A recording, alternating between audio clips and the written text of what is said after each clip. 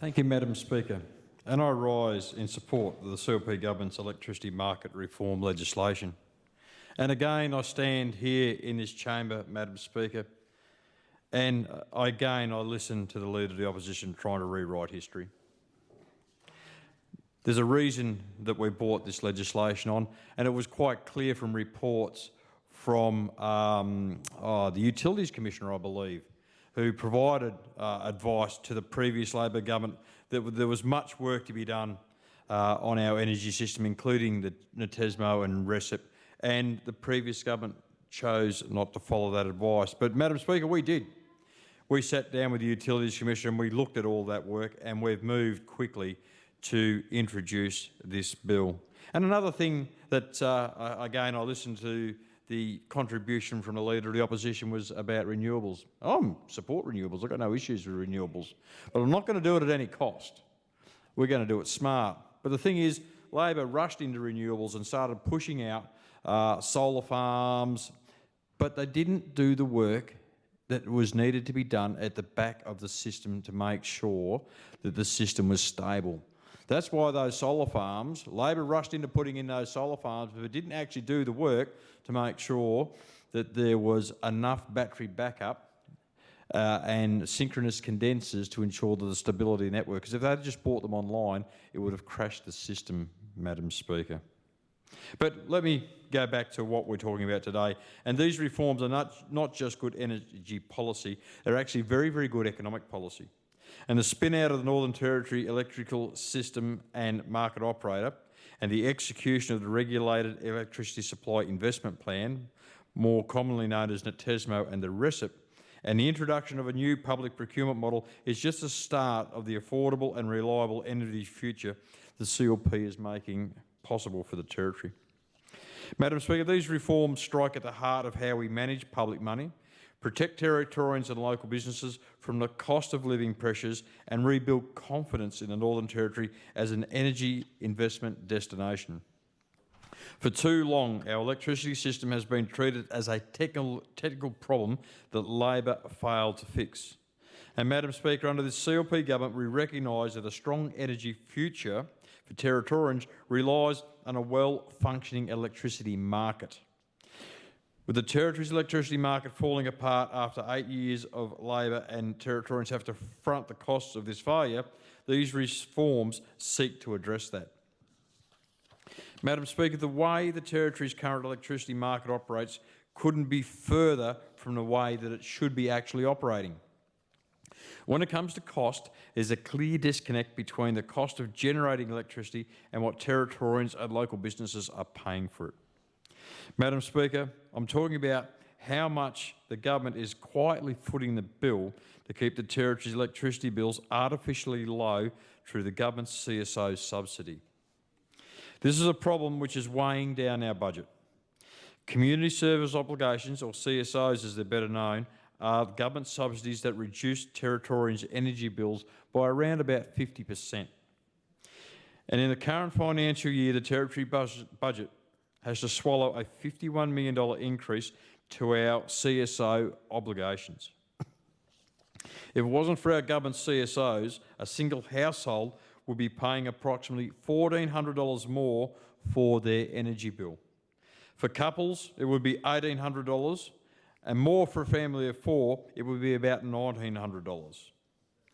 Madam Speaker, to maintain this level of cost of living support, the CLP Finocchiaro government's first budget allocated $192 million to the CSO, so Territorians don't have to dig into their pockets to cover the cost of Labor's failures. And that is real cost of living support for everyday Territorians, Madam Speaker. The savings our government make for Territorians on their energy bills is proportional to the cost of energy bills. In other words, Madam Speaker, the lower the cost to generate energy, the lower the cost passed on to Territorians, and the less our government has to subsidise these costs. Through the reforms being debated today, the CLP is working to narrow the gap between what it costs to generate electricity and what it costs Territorians to use it. With an efficient market system and investment in new, efficient assets that drives down generation costs, These reforms under the CLP set Territorians up for a future where they can more easily afford their energy bill due to downward pressure on costs by our government. That's a win for our electricity system. It's certainly a win for Territorians and effectively a large win for the Territory's bottom line. Madam Speaker, getting control of our electricity costs is not just about ledgers and lines. It's about what Territorians are missing out on when our government has to prop up Labor's neglect of our electricity market. Treasury modelling shows that every 10 million increase in the CSO is equivalent to roughly 40 additional nurses or 60 police officers that we could otherwise employ. As this CLP government works to reduce crime, rebuild our economy and restore our Territory lifestyle, the skyrocketing costs of energy generation and consequently our CSO is another Labor failure that we can't afford not to fix. Without structural change in our electricity market, the CSO will rise faster than inflation and revenue combined. With such unsustainable growth, Madam Speaker, the Territory isn't just missing out on more nurses and police officers, we're missing out on fundings for schools, hospitals and roads. Something has to give. Madam Speaker, this isn't a budget black hole we can just climb out of as our economy recovers. This is a structural deficit that threatens the Territory's future financial viability. These bills reshape the Territory's electricity market and give us the means to ensure this doesn't become the case by putting downward pressure on our electricity bills and our CSO payments and getting that back down to earth. Madam Speaker, it wasn't the CLP that got us to this point. Under the previous Labor government, there was no strategic oversight of electricity investment. Under their government, the Territory's electricity market was left to its own devices and Territorians have had to pay for this disorganisation ever since. Territory Generation, Power and Water Corporation and Jacana have always had Territorians' best interests in mind, but with no overarching plan for our electricity system, each pursued their own projects in isolation, and this duplicates costs and effort.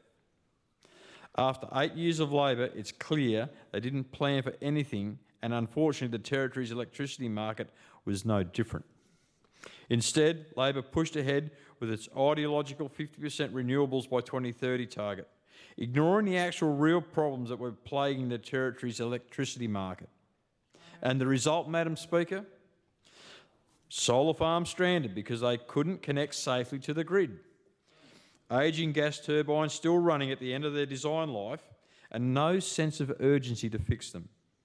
Blackouts across Darwin, Katherine, Tennant Creek and Alice Springs that cost businesses, productivities and families their comfort. Madam Speaker, this shouldn't be news to those opposite because the Utilities Commission, as I said, our independent regulator, had been warning them about this for years. Its 2024 Electricity Outlook report identifies immediate reliability risks in the Alice Springs grid and a medium risk in the Darwin-Katherine system. Madam Speaker, this is not good enough for the CLP and it's certainly not good enough for Territorians. Territorians don't need more political promises, they actually need action, and the CLP is delivering this for them in our year of action, certainty and security. Today our government is acting through moving these reforms forward so that the future Electricity Outlook report may paint a more positive view of our electricity system.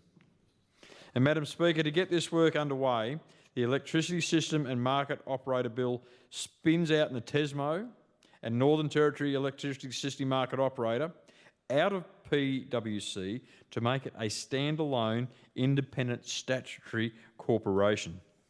And Madam Speaker, I cannot stress enough how important this reform is. The CLP are not adding another layer of bureaucracy to our electricity system and bogging it down further in more inefficiency.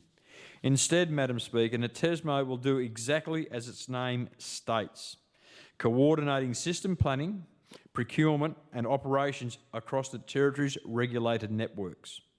It will bring technical expertise and fiscal oversight to our electricity market under one roof, taking it out of isolation in our 3 current GOCs. NTESMO will be responsible for the RECIP, a 10-year master plan for coordinated, least-cost electricity investment across our regulated networks. This plan sets out what assets we need and when we need to get them. For the first time, Madam Speaker, the Territory will have a single investment roadmap to replace the random reactive approach that dominated under Labor. By reducing duplication and improving procurement efficiency under the RECIP, this government expects a reduction in generation costs. These cost savings will not happen overnight, of course, but Territorians and our local businesses could have felt these benefits sooner if Labor had got on with the job of fixing our electricity market over the last 8 years rather than neglecting it. Madam Speaker, as Treasurer, I will still have a role to play in approving GOC investments under the RECIP to ensure that Territorians are getting value from their public institutions. However, with the price of emergency gas for electricity generation being one of the main contributors to our fiscal deficit, NTESMO and its ownership of the RECIP will ensure that the GOCs take on the right projects at the right costs, bringing fiscal discipline back to our energy system for the benefit of Territorians. With NTESMO at the helm of our new and improved electricity market, the RECIP will create a pathway to stabilise both electricity bills and our budget's bottom line. Madam Speaker, the CLP is serious about rebuilding our economy, and the central planning and procurement process introduced under the Electrical Legislation Amendment Market Reform Bill provides a clear gateway for new investors to play their part in rebuilding our economy as well.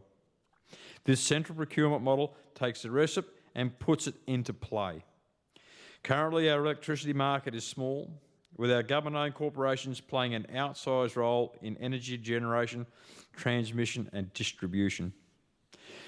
Most private involvement in our electricity market is electricity generation in the Darwin-Catherine system, and under Labor, these private operators struggle to get connected to the grid. Going forward, when investors come to the Territory, a centralised procurement model provides a clear entry point for them to get involved and bring their capital here to the Territory, Madam Speaker. The opposition were up in the clouds when it came to what the Territory's electricity market actually needed. However, with the recent blackouts and the challenges we face with such ageing infrastructure, I can tell you that this CLP government is bringing Labor down to earth fast. With this legislation, the CLP are taking the politics out of our electricity system and bringing a level procurement playing field into play. The Territory has everything a private investor could want: abundant gas and abundant sunlight for solar. This new model aligns investor appetite with the Territory's natural capital and shepherds their capital to where our energy system needs it. Madam Speaker, the CLP is the only party which is serious about getting the Territory's energy house in order. We inherited a dysfunctional, costly electricity market in decline and a fiscal position under absolute pressure. But through this bill, we are changing our electricity market for the better. This legislation is about ensuring that the lights stay on and the books stay balanced. Madam Speaker, this is real, once-in-a-generation reform that completely changes the paradigm our electricity market operates in. We're spinning out NTESMO. We've got a plan for the Territory's electricity market under the RECIP. We're safeguarding the budget so the CSO the cost of living mechanism they should be, and not a band-aid to stem the bleed of Labor's electricity market failures. We're restoring confidence in the Territory, providing a clear mandate for the role of the government-owned corporations, what they should be doing in playing in our market, and we're positioning the Territory to be the energy investment partner of choice. And I can tell you, Madam Speaker, we have investors from all over Australia and from all over the world lining up to invest in the energy market here in the Northern Territory because they can see the benefits, Madam Speaker. Madam Speaker, I commend these bills to the House.